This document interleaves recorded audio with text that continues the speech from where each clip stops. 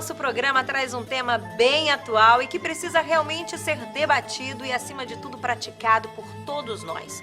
Hoje vamos falar de sustentabilidade. Todos nós temos um compromisso, uma espécie de responsabilidade pessoal com o nosso planeta, e somente por meio de atitudes sustentáveis podemos garantir a preservação dos recursos naturais e, claro, a saúde do meio ambiente. Sustentabilidade é isto: a habilidade do ser humano de interagir com o mundo, preservando a natureza para não comprometer os recursos naturais. É saber suprir as necessidades presentes sem interferir nas gerações futuras. Bom, explicado o conceito, agora eu convido você a imaginar uma ação sustentável sendo encabeçada por uma grande usina ou indústria. Complicou, né?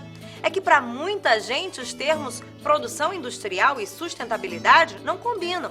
Mas no programa de hoje a gente vai mostrar que essa parceria é possível e já funciona aqui no Rio Grande do Norte. Além disso, práticas individuais também vão ter destaque no nosso programa. Você de casa vai descobrir que é possível, até mesmo sozinho, contribuir para a transformação e a melhoria deste lar que habitamos, chamado Planeta Terra. Então é isso, não sai daí que depois do intervalo você vai conhecer grandes exemplos de sustentabilidade. A gente volta já.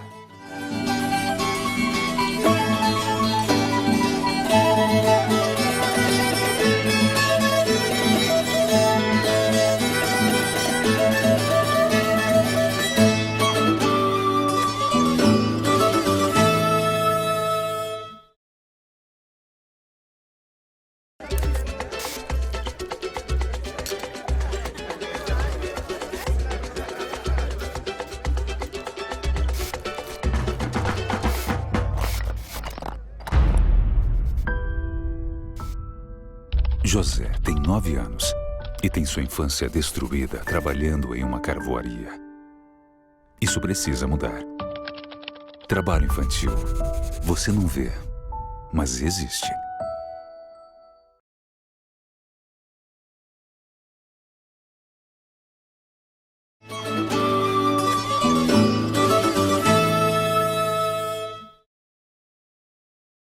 A reciclagem do desperdício e consumo racional de produtos e de recursos naturais é algo que faz parte da vida de Irineu Andrade. Há muitos anos, essa preocupação com o meio ambiente o fez tomar iniciativas ecológicas, como a casa que ele vem construindo há cerca de 6 anos e também o trabalho de reflorestamento de uma área de 6 hectares que ele batizou de Sítio Araçá. O local é sustentável e ecodidático. Proporciona aos visitantes uma experiência única, com lições de reaproveitamento de materiais e reflorestamento. Foi no bucólico Sítio Araçá, em Macaíba, afastado a pouco mais de 20 quilômetros da capital potiguar, que Irineu Andrade encontrou o cantinho perfeito para iniciar um antigo projeto. Primeiro veio a vontade de reflorestar o lugar, antes cercado por uma terra arenosa e pouco fértil. Foi aos poucos que ele conseguiu colorir o sítio. Verde, arborizado e reflorestado, o espaço hoje abriga centenas de árvores nativas, maçaranduba, ipê e pau-brasil, só para citar alguns exemplos. Senhor Irineu, o sítio foi e ainda continua sendo, uma espécie de laboratório para o reflorestamento. Como é que o senhor conseguiu, esses 6 hectares, pelo menos tem 3 hectares de área plantada e reflorestada? Como é que o senhor conseguiu fazer tudo isso? Inicialmente foi muito difícil, porque a terra aqui é muito dura, isso aqui é zona de tabuleiro. Mas aí eu tive uma ideia, andando nas ruas, eu vi que a poda da prefeitura era jogada num aterro aqui. Aí eu falei com o secretário, disse, olha, bote lá, porque eu sabia que nessa transformação, essa poda poderia recuperar todo esse terreno, né? Então nós começamos aos poucos, mas depois fomos incrementando, acho que, não sei, acho que se jogou mais de 2.000 caminhões de poda aqui, nessas áreas, né? Na verdade em todo o sítio, porque mesmo a outra área que não está reflorestada é uma área de terra rica, porque tem poda por baixo, terra por cima. E foi aí que nós começamos então a ver que as próprias plantas que existiam, que eram muito poucas, começaram a mostrar Porque as plantas, elas gostam da gente. Quando você começa a trabalhar num local que tem planta, você nota em 1, 2 meses como elas ficam viçosas. Elas parecem assim, opa, estão do meu lado. E aí nós começamos a fazer uma técnica de plantio, trazendo árvores nativas daqui, né? Nós íamos dentro de florestas pegar mudas, né? De peroba, de ipê, de várias, né? Oiti, de várias plantas, né? E fazíamos também de sementes. E também iniciamos a plantação de muita árvore frutífera, porque a árvore frutífera ela atrai morcego, atrai raposa, ela atrai pássaros, ela atrai uma série de macacos, que aí eles comendo essas frutas, eles vão soltando pela floresta, espalhando, e aí você fala assim, puxa, mas aquela ali nasceu, não foi a gente que plantou. Na verdade foram os animais. Então na época de frutas aqui você vê muitos animais.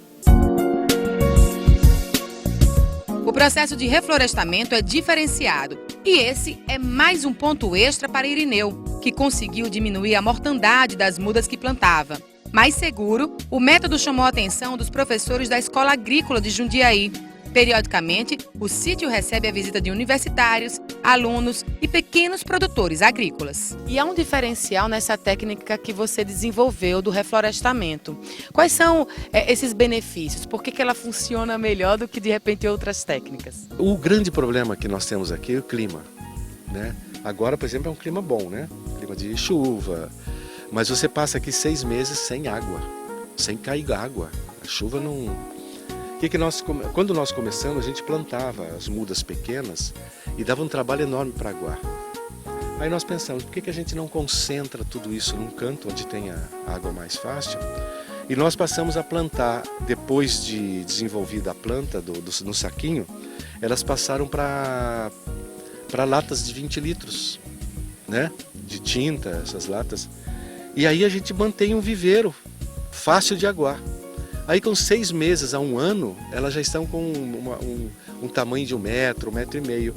Quando chega o inverno, a gente leva essas latas, como você, né, como vai ver na reportagem, e plantamos. E aí você não precisa mais aguar. Ela se desenvolve por si só. Iniciado o processo de reflorestamento, ele então deu seguimento a um outro sonho: construir uma casa com materiais de restos de construção civil. Madeiras, vigas e colunas, e com materiais descartados, como garrafas, tampas e vidros. A casa ecológica idealizada por ele foi aos poucos tomando forma. E o que antes era apenas uma iniciativa ambiental para limpar a cidade e reutilizar materiais e peças rejeitadas, virou então um verdadeiro projeto ecológico, com caráter sustentável e ecodidático. Aqui também o senhor teve uma preocupação com a destinação dos resíduos, né? Você acabou construindo uma casa inteira somente com materiais que foram descartados. Como é que veio essa iniciativa e como é que começou, né, a construção dessa casa? Olha, foi observando. Eu moro em Ponta Negra e quando eu estava assim olhando o mar, meu apartamento dá para o mar, né? E lá embaixo eu vi assim um monte de coisas de obra, de construção jogadas naqueles terrenos baldios que tinham na época, né? Aí eu falei, Ricardo, aquilo ali a gente pode utilizar. Vamos pegar? Aí eu tinha uma caminhonete na época, tenho ainda, é outra. Aí nós fomos lá, pegamos e trouxemos para cá. A primeira coisa que nós fizemos é que tinha umas valas que vinha água lá de cima e tinha uns buracos numa parte bem longe daqui, né? Nós fizemos a primeira coisa, pegamos aquela madeira que tinha e fizemos aquelas barreiras em vários locais. Aí vinha areia com água, ficava estacionada ali e nós conseguimos acabar com aqueles buracos. E aí eu fui trazendo. Aí um dia, eu passando numa caçamba, olhei para dentro da caçamba. Aí vi lata, tijolo, pedra, ferro. Aí eu vi um monte de coisa, cerâmica. Eu falei, epa, então não é só nos terrenos baldios não que vai ter coisa, eu trazia só madeira. Aí começamos a trazer tudo. Tudo isso que vocês viram foi tudo catado com essas mãos aqui. Uma outra pessoa me ajudou, mas a maioria foi catado, entrar em caçamba. Aí com o tempo os mestres de obras me conheciam, chamavam, tem um negócio aqui para descartar, você quer pegar? Eu ia lá, pegava. casa e você vê que tem para construir mais umas 2 ou 3 casas, né? De material que eu peguei, né? Com a casa quase pronta, Irineu mostra que é possível contribuir, mesmo que sozinho, para uma transformação real do nosso planeta. O trabalho de reflorestamento foi mais complicado, já que a terra do sítio Araçá precisava ganhar fertilidade. Mas, passada essa etapa, o que se vê por todos os lados é um verde encantador. E qual é a sensação, né, de olhar todo essa área e ver cada pedrinha, cada árvore plantada, cada cantinho fazendo parte ali da sua vida, né? Você saber que foi você o responsável por todo esse verde aqui. Como é que o senhor se sente? A gente se sente bem pelos outros. Quando, por exemplo, agora eu recebi umas fotos de um rapaz que veio aqui, ele veio 2 vezes, até me chamou para ajudá-lo, mas eu não pude, né? Lá numa das cidades do interior, em que ele está fazendo o reflorestamento de uma área inclusive urbana. Eu recebi essas fotos e fiquei muito feliz. Por exemplo, a questão de queima, porque aqui o pessoal queima muito as folhas, né? E nos assentamentos, quando eles chegam para mim, os alunos, e falam, olha, eu consegui fazer com que lá no assentamento ninguém mais queima folha, a gente junta todas as folhas num canto, depois utiliza para o plantio, né? Quando a gente vê que 2 projetos de extensão da universidade foram baseados nesse projeto meu, né? Quando você vê que vem pessoas do mundo todo visitar aqui e saem bastante assim animados de ver como é possível, porque na verdade, se você analisar a casa, são muitas as técnicas utilizadas. Então são muitos tipos de madeiras pequenininhas que juntando todas você forma como se fosse um mosaico, né, para fechar paredes, para fechar vários locais, né? Então o piso na verdade é um grande mosaico. E uma coisa muito interessante também foi quando eu cheguei aqui, que eu ia nas casas aqui da Redondeza, era todas em cimento. E eu comecei a implantar essa cerâmica quebrada. Então eu trazia muita cerâmica para cá e eu distribuía. Eles vinham aqui e pegavam de carroça, de caminhonete. E hoje tem muitas casas que são todas revestidas o piso com cerâmica quebrada, que era uma técnica já utilizada já na época do Império. E aqui as casas eram sujas, porque eram cimento, caía alguma coisa. Hoje você vê umas casas assim todas bonitinhas, porque quando passa uma água, aquilo fica tudo arrumado. Quer dizer, isso já dá uma satisfação enorme, né? Pra gente ver que as pessoas copiam, mas copiam a parte boa, né, do que você faz, né? Irineu lembra que a consciência ecológica ainda não é unanimidade entre a população. Porém, o caminho para a preservação ambiental precisa ser encurtado. E, para isso, o consumo desenfreado e as ações de desmatamento devem ser contidos urgentemente. Agora, o senhor acha que hoje, né, as pessoas estão construindo uma nova consciência ecológica? Você acha que as pessoas estão mais preocupadas, né, com a questão da destinação do lixo, do consumo, né, mais racional de repente, ou não? Você acha que nada mudou, que as pessoas sim estão cada vez mais consumindo desenfreadamente, desmatando e despreocupadas, né, com o futuro do nosso planeta? Olha, a partir de 2012, né, que foi tão falada, que a questão do calendário maia, tudo aquilo, né, nós entramos numa outra era. Hoje nós estamos numa era mais espiritualizada, de mais amor, mais compreensão. E você nota isso pela quantidade de pessoas que estão sendo absorvidas por essas técnicas, por essas coisas assim que estão acontecendo no mundo, né? Ao mesmo tempo, existe uma caracterização maior desse envolvimento com a natureza. Eu diria até por uma parte do sofrimento, né? Porque o calor é muito maior, uma série de coisas, mas nós ainda estamos caminhando, nisso nós estamos caminhando. Nós não temos praticamente ainda uma coleta seletiva. Eu acredito que as pessoas ainda não se deram conta do quanto elas consomem. Então imagina se todas as pessoas fossem mais conscientes na questão tanto espiritual como na questão ambiental. Imagina como seria mais fácil, por exemplo, até numa época de crise como essa que acontece, que nós já vivemos várias, né? Então as pessoas hoje parece que elas não notam que perder alguma coisinha, às vezes é uma oportunidade para você fazer uma outra coisa, né? Então, se você não pode comer uma certa coisa, tal, você tem que procurar uma outra alternativa. Eu acho que nós estamos muito mais evoluídos que antes, mas ainda caminhando a passos pequenos. Acho que a gente tem que arrumar a bota de 7 léguas, né, para poder caminhar, porque a questão ambiental, ela não tem mais como sair da vida das pessoas. É urgente. Nós não vamos ter mais qualidade de vida com a quantidade de lixo que a gente produz. Não tem nem lugar mais para colocar.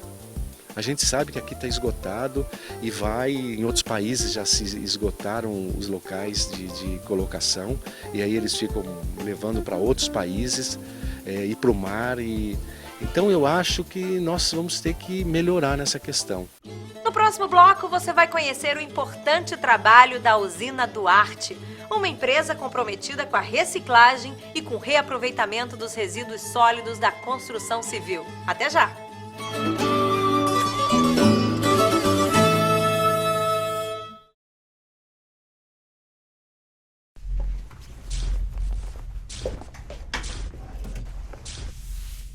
Ô, Ana, você já terminou de passar as roupas? Traz aqui pra mim.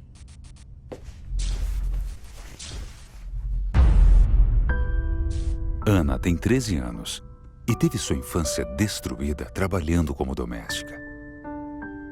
Isso precisa mudar. Trabalho infantil.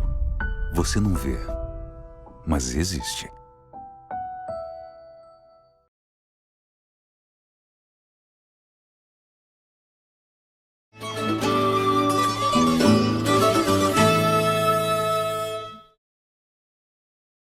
A cultura da reciclagem dos resíduos sólidos, infelizmente, ainda não foi absorvida por completo pelos brasileiros. A ação, além de contribuir com a preservação ambiental, também gera emprego e renda. Conscientes do valor econômico e simbólico dos resíduos, o Grupo Duarte começou a operar em 2013, coletando, beneficiando e reutilizando detritos da construção civil. A atividade da empresa contribui diariamente com a preservação ambiental e tem impactos indiscutíveis na nossa qualidade de vida. Uma ação tão simples que nem parece que pode trazer tantos benefícios. A separação do lixo e o encaminhamento desses resíduos para um local adequado geram oportunidades, além de ser o início de uma consciência ambiental. A reciclagem de materiais, né, Alisson, também é um processo de sustentabilidade, uma forma de sustentabilidade. A empresa, o Grupo Duarte, desde que ele nasceu, ele tinha essa pretensão, ele tinha esse intuito, né, de ser amigo da natureza? O Grupo Duarte, ela já nasceu justamente com esse intuito da sustentabilidade social, no caso, reutilização de resíduos da construção civil. Inclusive, esse material a gente também passa a fornecer às empresas, justamente empresas que a gente recolhe aquele resíduo, a gente também fornece esse material para muitas delas, né, que não são todas hoje, que ainda não são, que estão aceitando esse material, no caso, que é o resíduo reciclado, no caso, brita reciclada, cascalhinho reciclado, areia reciclada, a gente trabalha com todo esse material. A usina Duarte recebe diariamente cerca de 30 toneladas de resíduos sólidos, plástico, ferro, papelão, vidro e, claro, muito concreto. As caçambas passam primeiro por uma inspeção, que define o tipo do resíduo coletado. Como é que funciona aqui o processo de materiais que chegam até aqui à usina? O material chega em caminhões, né, transportado em caminhões poliguindástricos. Então eles são passados na parte da balança. Antes de chegar até a balança, existe um requisito que é chamado de CTR, que é controle de transporte de resíduo, né? Esse papel, ele é onde destina todos os resíduos, onde identifica os resíduos que o caminhão está trazendo. Isso é parte da primeira inspeção. Depois de separado, o material segue para diferentes destinos. Após ele passar pela balança, fazer a pesagem e a retirada do ticket, né, que a gente chama o ticket de pesagem, ele é transferido para um local que é chamado como estoque, né, Então lá a gente faz a triagem de todo o material, né? A retirada do papel, do papelão, do gesso, que é um foco bastante importante que está vindo nos materiais, junto com o material. Então aí a gente faz a triagem dele e após o material, o que sobra, no caso o concreto, fica para a parte de separação para a gente ir para o processo de britagem. Nesse processo de reaproveitamento que vocês fazem aqui, algum outro tipo de material sobra? O volume é muito pouco, porque muitos clientes a gente tenta conscientizar na hora, no ato de carregar a caçamba, ele segregar o resíduo. Ou seja, resíduo da construção civil, muitas vezes a gente loca a caçamba a um cliente particular, que a maioria dos casos ele coloca outros tipos de resíduos que não são viáveis à destinação final aqui na usina. Então esse resíduo é separado, certo?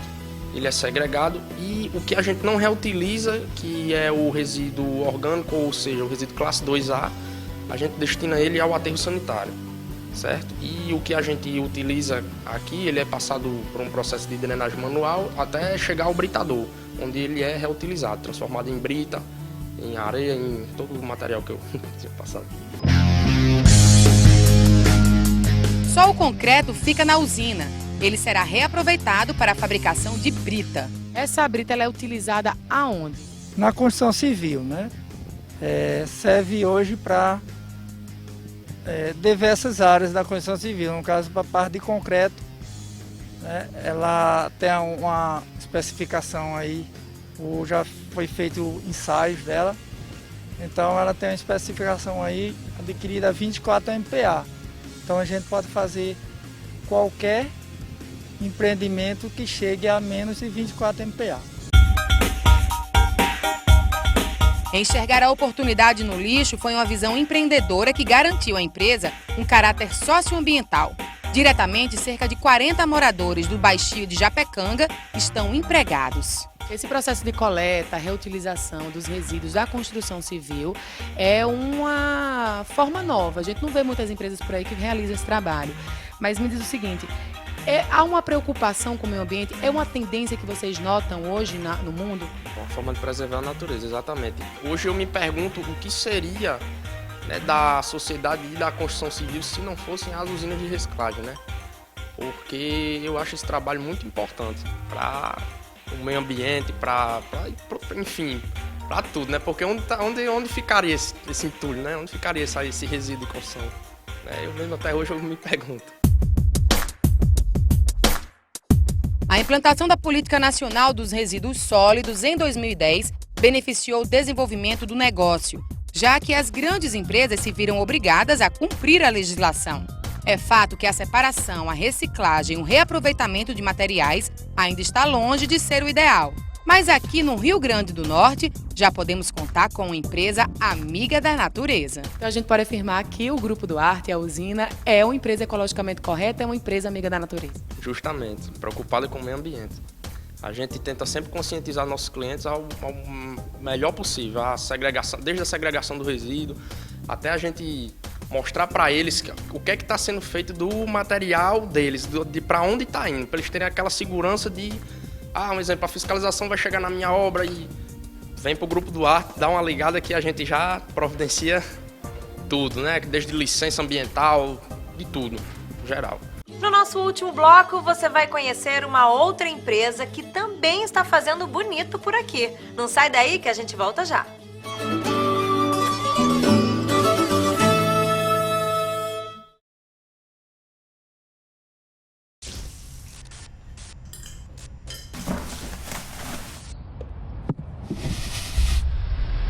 Ô menina, anda logo, tira isso daí, bora trabalhar. Maria tem 10 anos e tem sua infância destruída trabalhando em um lixão. Isso precisa mudar. Trabalho infantil. Você não vê, mas existe.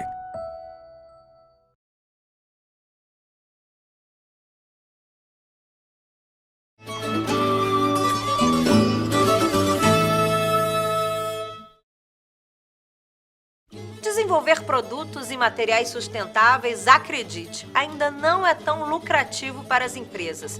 As razões para isso são várias, seja a falta de investimentos, viabilidade de projetos ou mesmo ausência de incentivos governamentais para estimular esse tipo de produção.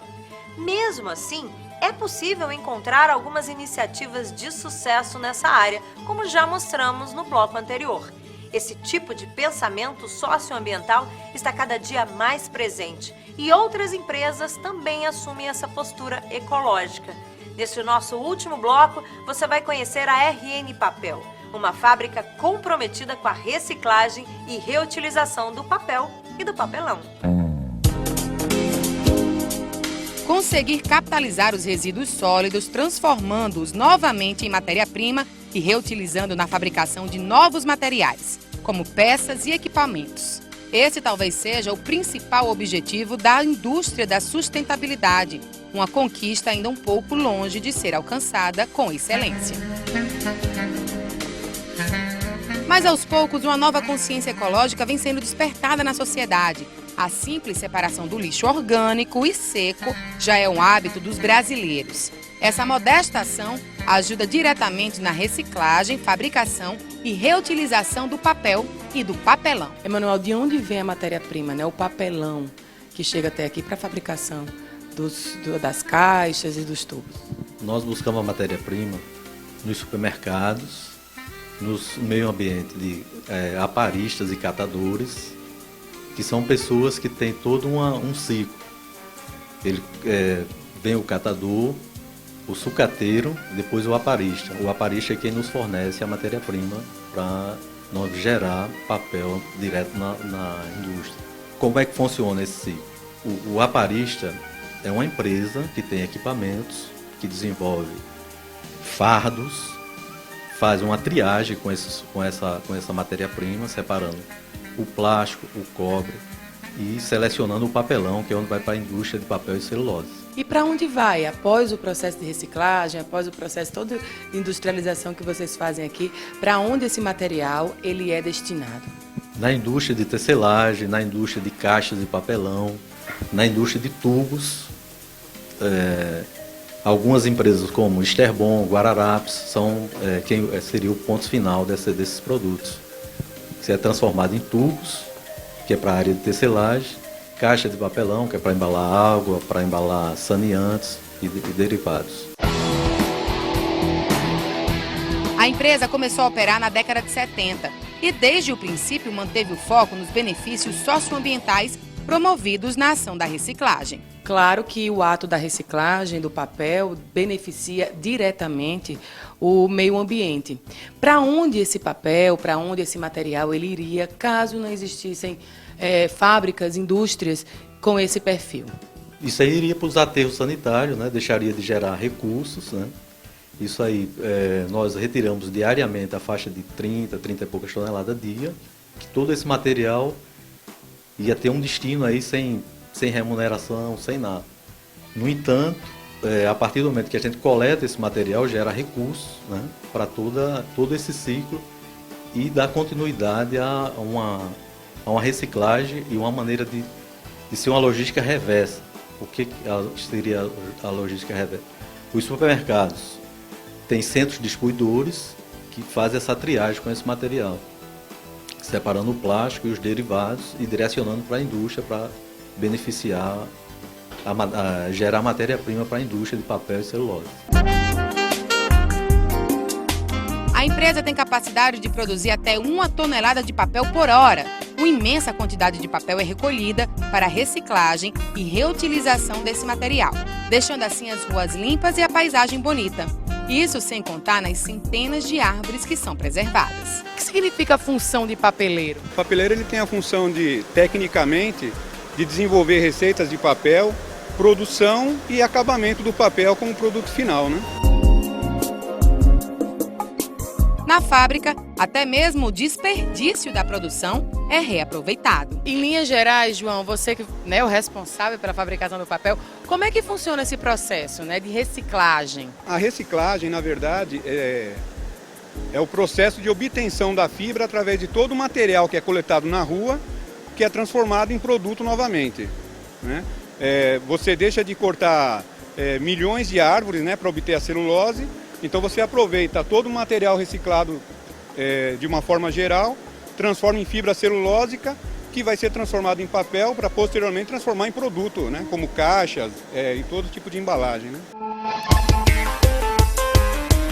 Os materiais fabricados são utilizados em diferentes setores da área industrial, de caixas de papelão comuns, que protegem os produtos que serão comercializados, até mesmo as peças destinadas às indústrias de tecido, o catador de rua, o sucateiro, o aparista e, claro, os funcionários se beneficiam direta e indiretamente nesse segmento. Agora, esse processo de reciclagem ele também tem um viés econômico, né? Não é só a indústria que se beneficia, mas também desde aquele primeiro momento que é o catador que está tirando o papelão, o papel do lixo, acaba também se beneficiando. É assim que funciona? Exato. O ciclo é o seguinte, desde o catador ao sucateiro, ao aparista, todo ele tem a sua remuneração. Além da parte logística, que temos o transporte, a parte dos nossos funcionários, que são mais de 100 funcionários, né? Depende dessa matéria-prima para dar o ciclo aqui de fabricação do nosso papel. A gestão sustentável dos resíduos sólidos ainda está enfraquecida no país. Sem uma legislação forte e os incentivos necessários para o fortalecimento desse tipo de indústria no Brasil, o desenvolvimento sustentável vira uma utopia. Daí a necessidade de uma conscientização ecológica empresarial e também individual. Então a gente pode dizer que a RN Papel ela é comprometida com o meio ambiente, ela cumpre seu papel socioambiental. Com certeza. O nosso trabalho aqui, nós tiramos diariamente mais de 30 toneladas de papéis que iria para o lixo, que não teria finalidade nenhuma, a não ser acumular, poluir o nosso meio ambiente. A nossa empresa tem uma preocupação grande, né, em retirar todo esse material e, ao mesmo tempo, gerar recursos para remunerar toda essa cadeia produtiva aí na área de reciclagem. É preciso abraçar a natureza. Essa necessidade é urgente e deve ser uma prioridade para todos nós. O nosso programa vai ficando por aqui. Eu espero que você de casa tenha gostado dos belos exemplos que mostramos hoje. Então, até o nosso próximo programa. Tchau!